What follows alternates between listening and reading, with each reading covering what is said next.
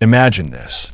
You're wandering through the bustling streets of ancient Rome in 67 AD. The air buzzes with activity, but your attention is drawn to a chilling scene. Emperor Nero, the most powerful man alive, is casually walking through the Grand Forum. By his side is a breathtaking young woman, adorned in luxurious silks and glittering jewels. Yet, the whispers of the crowd reveal a shocking truth. This woman was once a boy named Sporus. What Nero did to him stands as one of the darkest tales of cruelty and manipulation in history, a story of unimaginable physical and emotional abuse. Before we delve into this haunting chapter of the past, take a moment to like this video and subscribe for more hidden stories from history.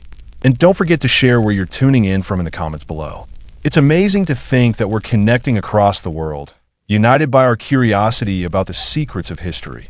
The affair between Nero and Papia began as a scandalous fling, typical of Roman aristocracy. But it quickly spiraled into something far more dangerous, an all-consuming obsession. Nero wasn't just infatuated with Papia's beauty. He was utterly fixated on her, to the point of alarming even his closest advisors. Ancient accounts describe Nero's behavior during this time as increasingly unstable and possessive. He would erupt in violent rages if another man so much as glanced at Papia for too long during public events. He surrounded her with guards, ostensibly for her protection, but in reality, to track her every move. Lavish gifts poured in, extravagant jewels from India, silks from China, and perfumes from Arabia, draining the imperial treasury in the process. Yet, Nero's obsession went deeper than material excess. He began reshaping the world around him to suit his desires. First, he divorced his wife, Octavia, a move that scandalized Rome and alienated many of his supporters. Then, he announced his plans to marry Papia in a grand imperial ceremony.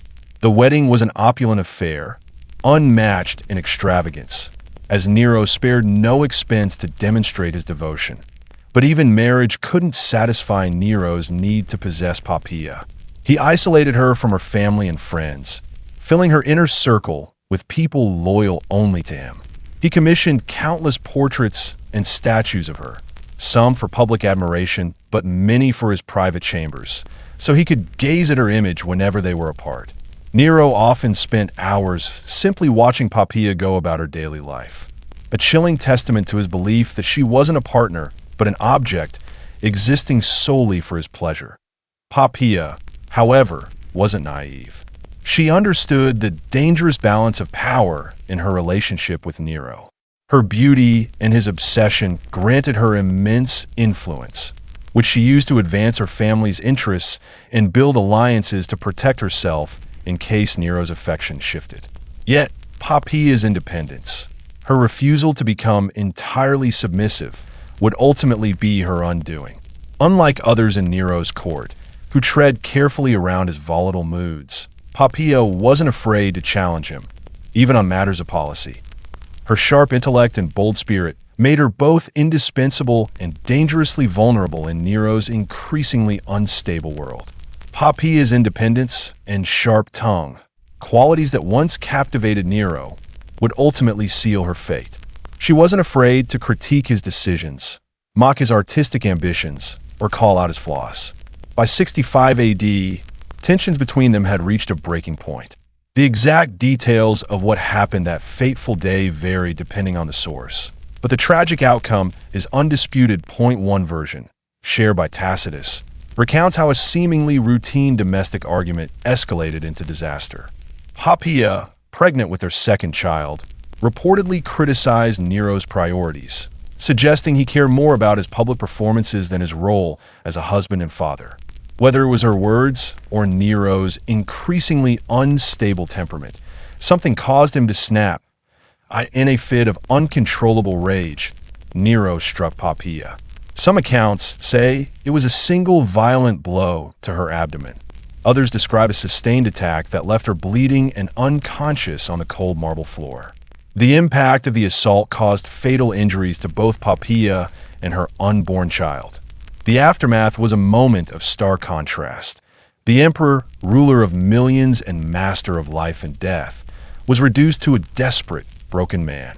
Realizing what he had done, Nero reportedly collapsed over her body, alternating between begging for forgiveness and demanding she live, as if his imperial power could reverse death itself. He summoned Rome's finest physicians, offering them vast rewards and threatening unimaginable punishment if they failed to save her. But no amount of wealth, power, or pleading could undo the damage. Papia died within hours, taking with her the child who might have been Nero's heir.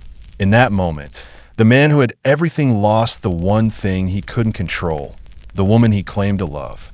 It was a tragedy born of obsession, power, and unchecked rage, leaving behind a legacy of sorrow and shattered ambition. In that moment, something inside Nero shattered completely. His grief wasn't just profound, it marked a total break from reality. The mourning that followed became infamous. Nero refused to cremate Papia's body as Roman tradition dictated. Instead, he had her embalmed and placed in an extravagant tomb, surpassing those of any previous empress.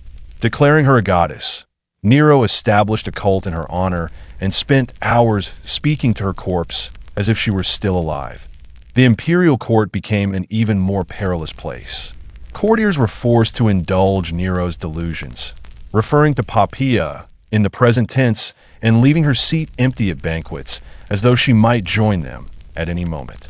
Anyone who dared suggest it was time for Nero to move on risked exile. Or worse, that it was during this period of spiraling obsession that Sporus entered Nero's world, unknowingly stepping into a nightmare. A boy of around 14 or 15, Sporus had been born into slavery within the imperial household, but was freed as a child. Growing up in the palace, he received an education tailored for administrative service, a relatively privileged position.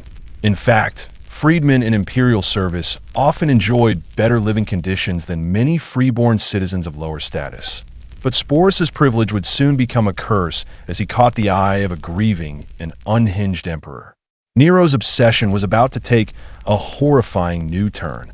But this so-called privilege came with a dark price: complete dependence on the whims of the emperor. Freedmen like Sporus owed everything to their former master's favor, which made them incredibly vulnerable. They could be elevated to positions of immense influence or discarded, punished, or killed without warning, and with no legal protection. What caught Nero's attention about Sporus wasn't his intelligence or skills, but his appearance. Ancient sources consistently describe Sporus as bearing an uncanny resemblance to Papia, particularly in his delicate bone structure and expressive eyes. In Roman culture, physical similarity was often seen as a sign of a deeper, almost mystical connection. For Nero, this resemblance seemed like an otherworldly chance to rewrite the past. The first time Nero saw Sporus after Papia's death, it was as if a switch flipped in his fractured mind. Here was someone who, in Nero's eyes, could bring back what he had destroyed. The resemblance was so striking that Nero may have momentarily convinced himself he was witnessing Papia's spirit reborn in a new form. There was, of course, one glaring problem. Sporus was male. But for an emperor who believed himself a god, capable of bending reality to his will, this was a trivial obstacle. Nero resolved to remake Sporus entirely. What followed was one of the most chilling acts of cruelty in history.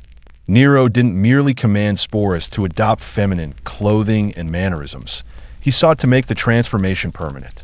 He summoned Rome's top physicians and ordered them to perform surgery to make Sporus appear more feminine. This wasn't just an act of mutilation. It was a calculated assault on Sporus's identity, stripping him of his humanity. The procedure was excruciating, life-threatening, and irreversible.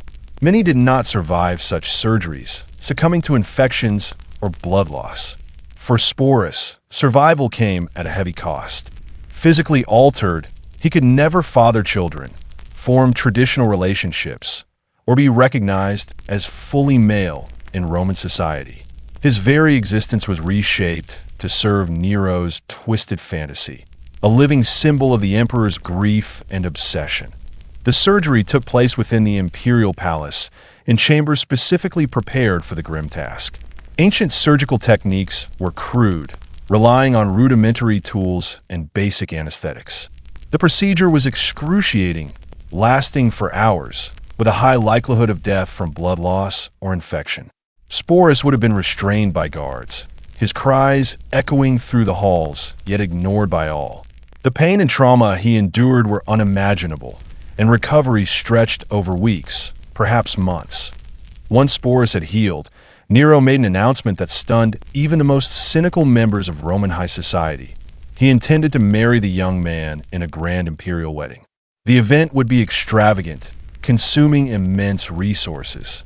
Sporus was renamed Sabina after the late empress, a cruel reminder of the role he was being forced to play.